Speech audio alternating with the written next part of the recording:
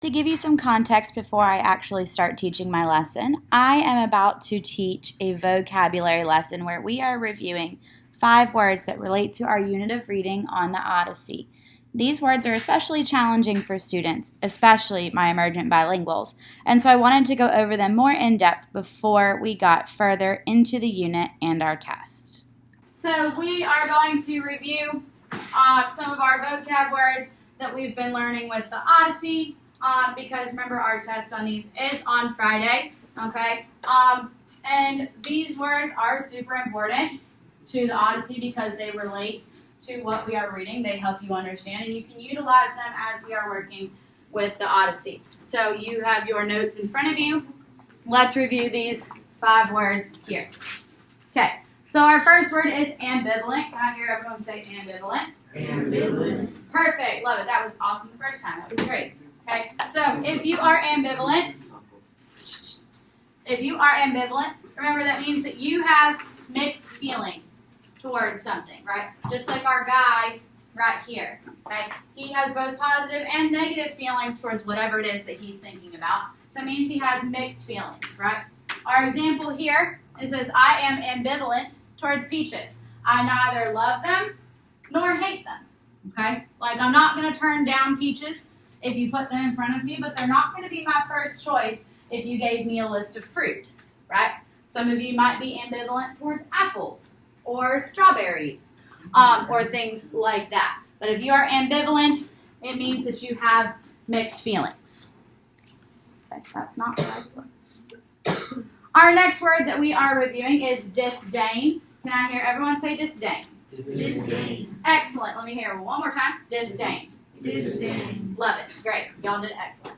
I know that sometimes weird for some of y'all to do that out loud, but that's okay. So if you have disdain for something, remember it's not a verb. We're not learning it as an action. We're learning it as a noun. So it's a thing that you have.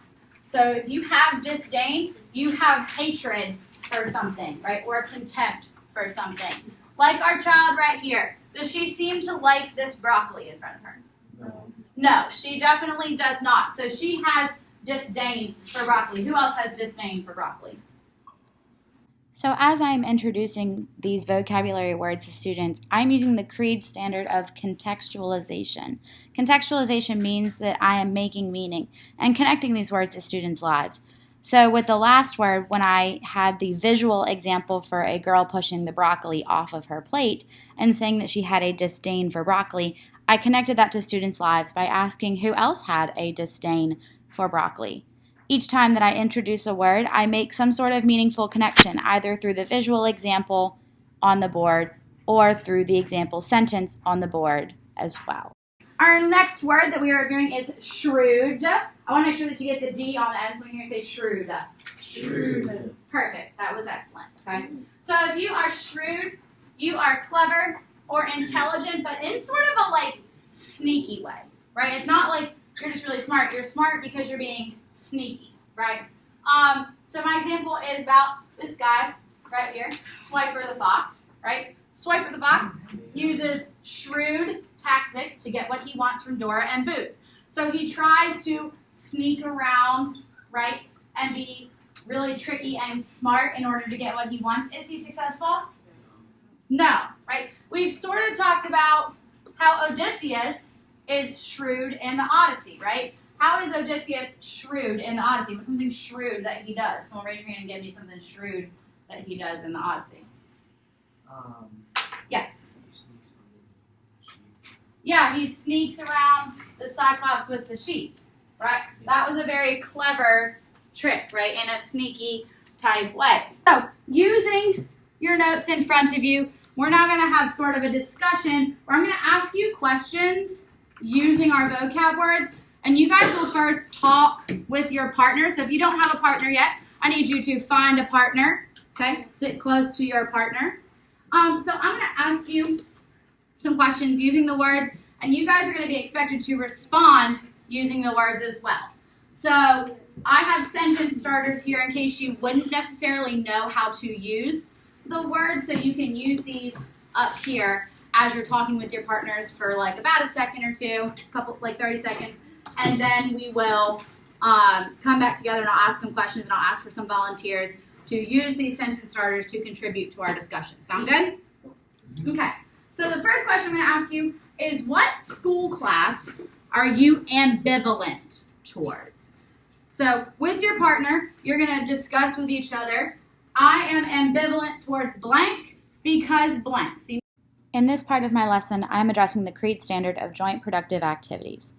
Joint productive activities are when teachers and students are producing together. So at this moment, I'm asking students to collaborate with their partners, meaning that they are working together, in order to figure out how these words relate to their lives as well as use them properly.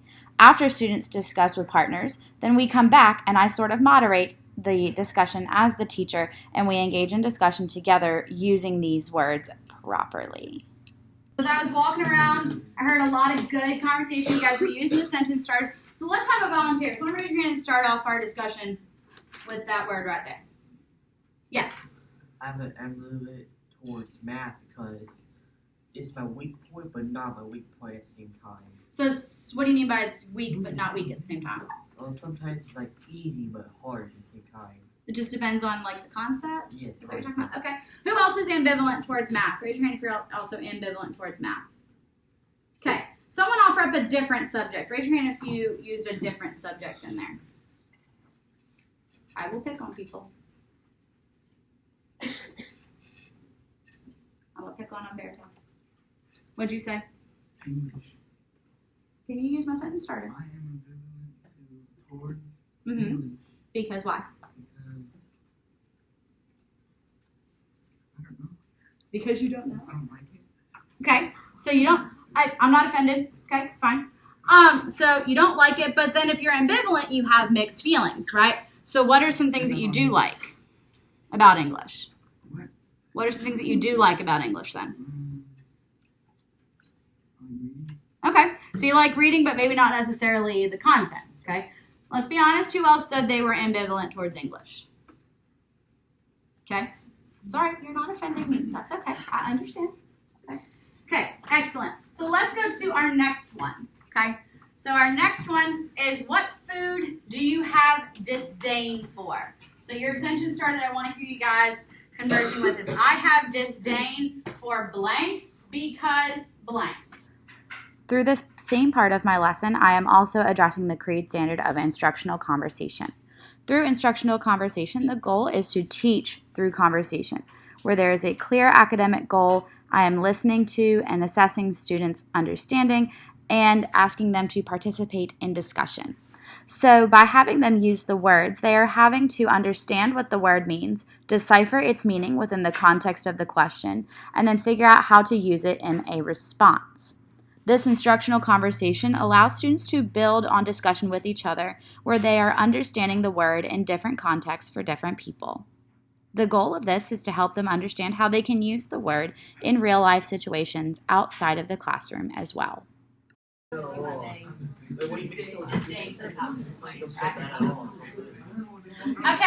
so something that I've heard a couple times as I've walked around is our instant reaction was to say, oh, I don't like this. Okay, so an even better way to say that's why we're sort of learning this word, right? An even better way to say that, instead of saying I don't like this, you can say I have disdain for this. So someone else sort of raise your hand and offer up, using our sentence starter over there, what you said to your partner. Yes? I have disdain for onions because I don't like the texture and the taste. Yeah, texture's weird, right? It's like a weird, crunchy type thing. Anyone else have disdain for onions? Wow, lots of y'all. Okay. Apparently you don't agree. You love onions. We're going to have one more person. I heard an interesting one over here, which I know you said you were playing about, but I want to hear it anyway. Oh. I said I had a disdain for tacos. I was just playing. Any taco in particular? Oh. But I don't know how to say it in English. That's okay. I know you don't. That's a weird. That's like we still say that in English, so you can say tacos al pastor. That's fine. Yeah. Can you describe what tacos al pastor are for people who might not know? This emergent bilingual's answer to the question using the vocabulary word disdain is an awesome example of contextualization, because she clearly could apply the word in English to her own Spanish background. We also used it as an educational opportunity to teach our students what tacos al pastor are, in case they didn't know. All right, so here's what I want you to do. I know you're in partners right now, but now I want you to find a group of 3 or 4 people. If you need to. Peer feedback from phase 1 suggested allowing my students to learn and work with different partners. So I decided to incorporate that to the next part of my lesson by allowing students to move around into groups of 3 or 4 in order to more successfully complete my sentence creation section of my lesson. All right, here's what I want you to do. So we've now practiced where you guys have talked to each other and we've used our sentence starters and things like that. So now what I want you guys to do within your groups, okay, is you're going to work together, and with the 5 words that we've learned, you guys are going to create original sentences using these words. So kind of like my examples were on the board when we were learning these, okay, you guys are going to be creating your own original examples. So don't necessarily go with the I am ambivalent towards blank because blank, right, but come up with your own examples. Come up with, if I'm using the word ambivalent, for example, my original example might be, Maria is ambivalent towards her younger sister when she barges into her room. Okay. It could be, if I did disdain, my original example could be Thomas has a disdain for when Parker punches him in the mouth. I don't know, something like that. Okay. I didn't mean to pick a name from class, it just accidentally happened. Okay, so within your group, come up with your own original sentences using these words, and you're going to write them down before we share them with each other. Sound good? This section of my lesson incorporates the CREED standard for challenging thinking and challenging activities. Challenging activities are meant to teach complex thinking. This activity is probably one of the most complex activities that I have because students have to now use their knowledge of the words and what we did with our discussion in order to create their own original sentences. This would be especially challenging for emergent bilinguals, so I decided to focus my filming on a group that consists of mostly emerging bilinguals.